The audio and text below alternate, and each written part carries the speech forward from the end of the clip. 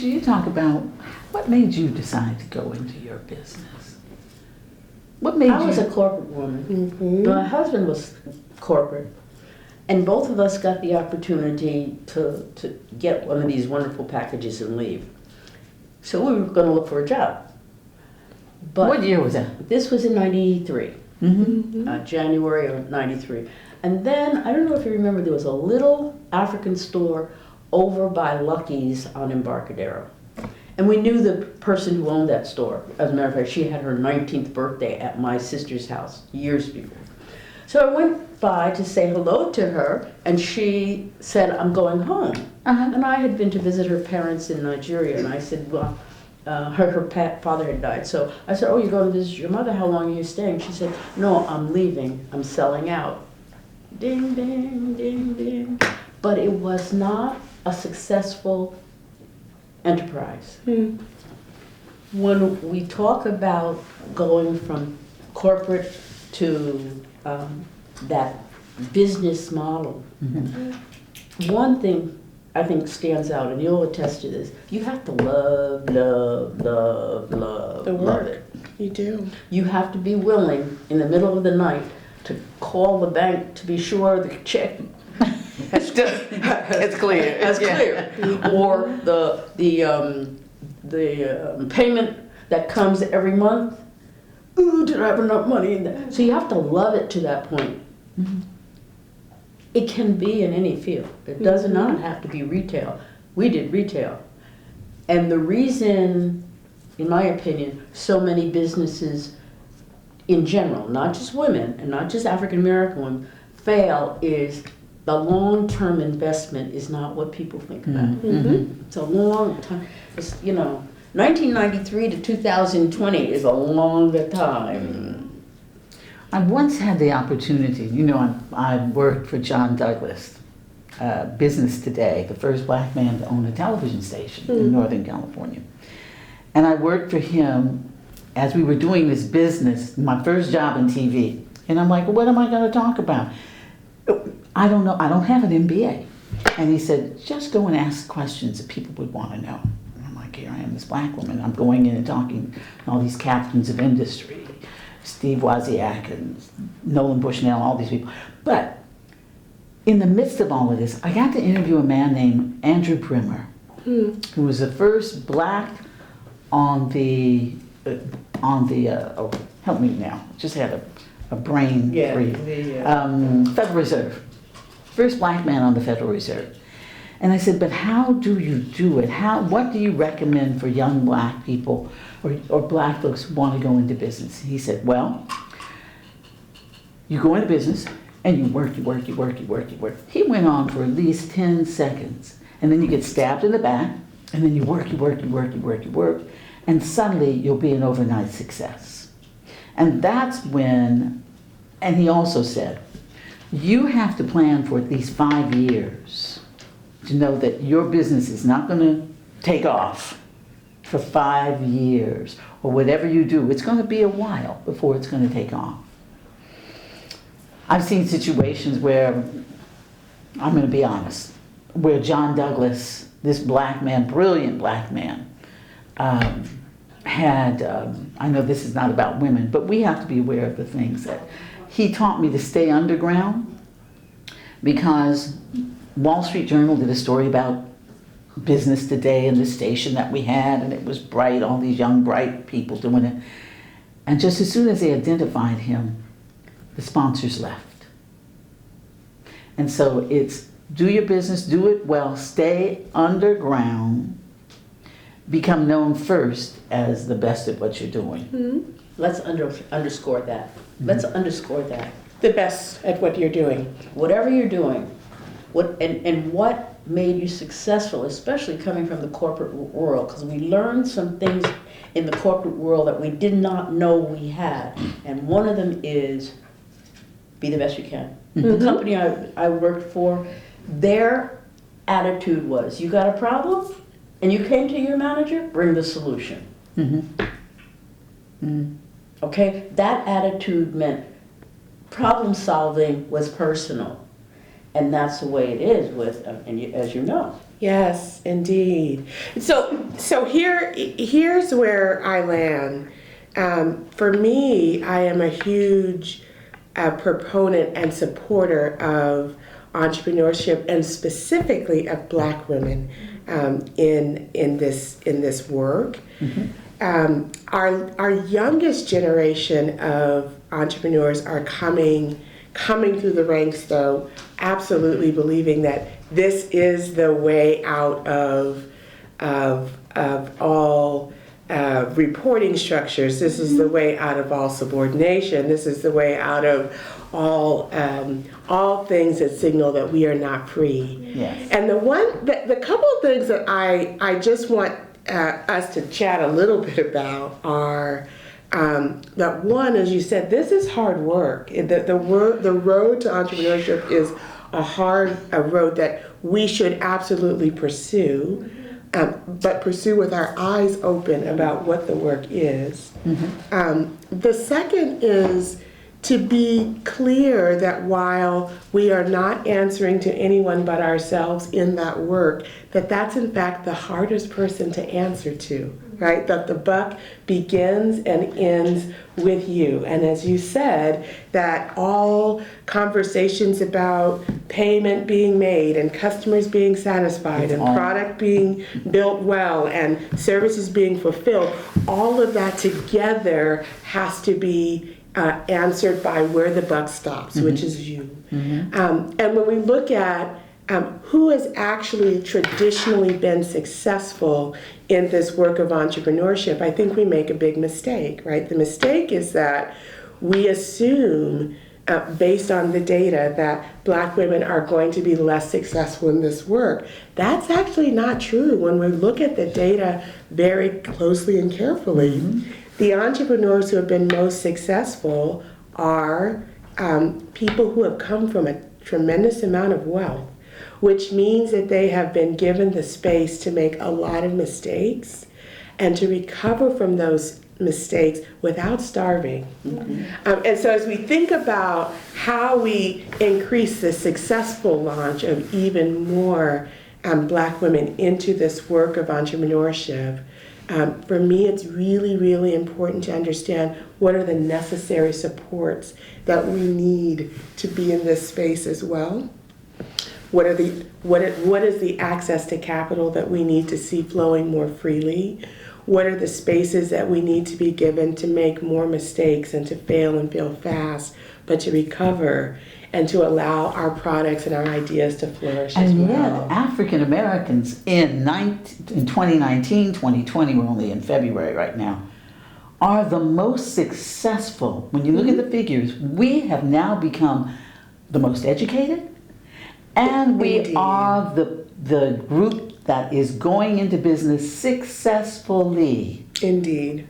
And having businesses that are not generational, but new businesses. But So we're I'm telling also people, seeing don't be is afraid. dollars starting to come together, investment funds coming together, and other capital funds that are coming together in a way that is unprecedented. So as that wealth grows, the responsibility that we have to sort of open those access networks up to more. I think the biggest mistake we made was not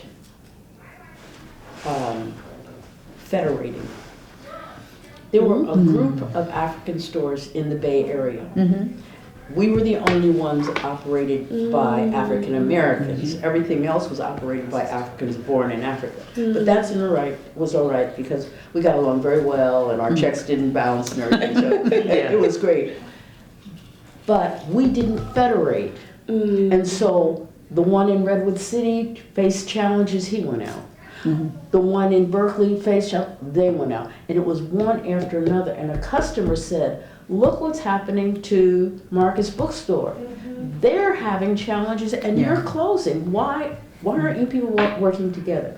So in the new situation that we find ourselves, I believe it's important that our people, especially women, federate in some way. Working out the details has to do with what you're doing, so that if I have money over here and I can attract money over here, then we as a group can benefit from that. And I think that's really key right now. It is, that Keisha. everybody federate. What I found is that when I first started Black Paris Tours in 1998, we were there was another group, and they were doing Walking the Spirit tours, a Black Canadian woman. And I tried so hard, let's work together. And she was like, no, she didn't. We had very different personalities. But I'm saying your strength might be my weakness, and my strength can be your And what you bring to the table. what we bring to the table. So I went about it by pulling another sister into,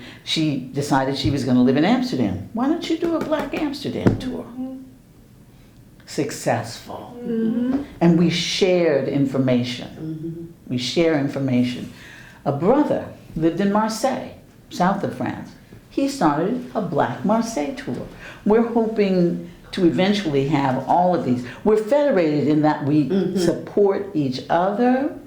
We have shared, who's going to do our websites, who offers the best programming for our needs, our specific needs. What do the banks do? What can we do?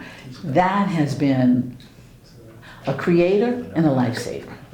And when you say federate, are you saying that we should have coordinated our work and our activities better, or are you saying that we should have engaged in merger and acquisition kinds of activities where we were actually collapsing in? A lot of both. A lot of both. There were lots of opportunities for us to purchase goods together that we should have been doing and we didn't. There was lots of opportunities for us to build websites that would have crossed over and enhanced, and we didn't. So there's a lot of, and of course, to me, one of the most important things for a new business is to have an accountant, to have a lawyer, to handle all the financial and legal things that come up.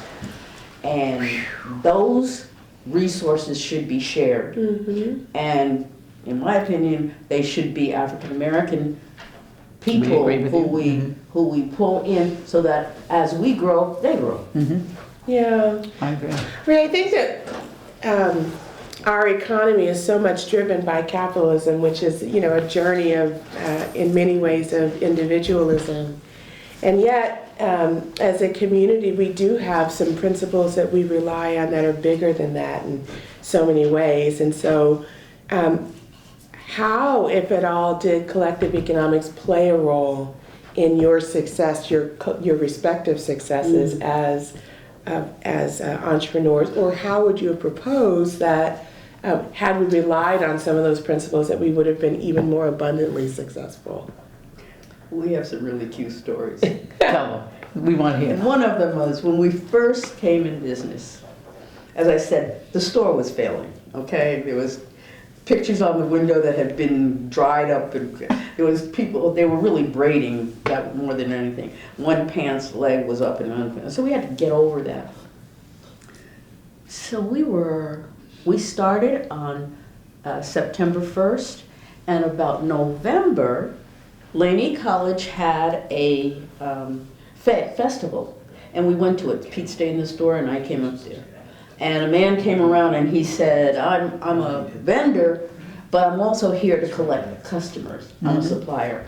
And so he became one of our major suppliers.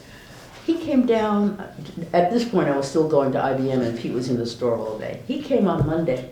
When I came in, we had clothes all over, beautiful clothes. What? I said, we don't have any money. Sister Keisha, don't worry. And what he taught us how to do was take the total, and Pete and him had picked out some beautiful clothes, and they were hanging all around. Take the total, divide it into 4 parts, write him 4 checks, date them when we think that we'd be able to pay, and he would go. And that's what we did. That's African collective economics. Right. Yes. Our reputation got around. They all were willing to do it. They all were willing to take our checks. Our checks didn't bounce. One man, he was always so nervous because when he brought his things, Pete would be investigating everything to be sure they were. He said, "Brother Peter, I cannot watch you do this." Okay, and so they learned that we were only going to provide excellence to our customers. Okay, no secondhand stuff and Quality. And we said, honestly, nothing made in China. We said it honestly. We kept a lot of customers because we didn't lie about it. The financial literacy that we got, we learned along the road. The young people don't have to do that because they have experience. People who But they have to We're learn how to building some rely on each experiences. other. In my situation, I've had to learn how to find black vendors in Little Africa since I'm in Paris, and I have had several restaurants, and I've had to deal with them and let them know we are going to be there and the prices that they charge, and so it's had to be something where they now trust me. And that's what it's based on. They trust me. The restaurants that I take my clients to, my guests get extra special little perks. They know they will. I'm in California now. They know they will be paid, and that's the thing that I think is most important. That you build a reputation of excellence and no game playing. And that what my word is my bond. And that carries over whether you are writing new code for a whole different thing we've never thought of, whether you're being a geologist with a base, whether you're starting an innovative school. That one thing, My word is my bond. very, very crucial. But building on this financial literacy concept, you say that young people have got it, but actually some of the fundamental building blocks, like how do I establish business credit that is separate from my own individual credit? How do I, secure loans, et cetera, at low interest for my business without putting all of my personal assets at risk? Where right? can I find a good banker? Where can I find a good banker? So these, I think, are critically important lessons that I'm not sure that we have mastered. It's still work that The availability we have to is do. there, but do they know it? That's correct. Yep. That is really important. I remember once this has been more than 10 years ago, and I was here in California with my parents, and I had a black banker in Paris, and I was very ill, and so I wasn't getting back as fast as I thought I would. And she called me up, "Madam Stevenson, you have no money in your account. I'm going to hold your checks until you get back." Now that was, again, built on that trust and always going to her and talking to her and seeking out. In my case, I sought out a black banker. Now, there is something we probably need to raise also, because it's quite different from when you started, and that is, and when we started, the demise of the black community as we know it. Yeah. There used to be lots of pockets of black people, and so folks kind of made a connection because, as Alicia was saying, they went to the same church, or went to the same school, and all of that, and they were in the same colleges, and they were in the same sorority, and all of that kind of thing. The presence of a black community makes it different. I'm not saying it's better or worse, but it's different. It's a different way of looking that we have to master, and we have to master it quickly. There are more programs being offered, incubator training programs for entrepreneurs. Yeah. There are more of these incubator training programs being offered for black entrepreneurs, and we just have to find out where they are And push people and in that direction. encourage them. Take a day off. Send the kids to grandma's house. Do something that is going to benefit you. Because we don't know. When you're starting a business, you really don't know what it's going to be like. why not go to people who have been through it before and ask? It's like having that lady, Maxine Waters always talks about, have the lady you can talk to the next house over, and you can talk to over the fence, where your business stays just between you, but she can give you the advice and the counsel that will help you move through anything.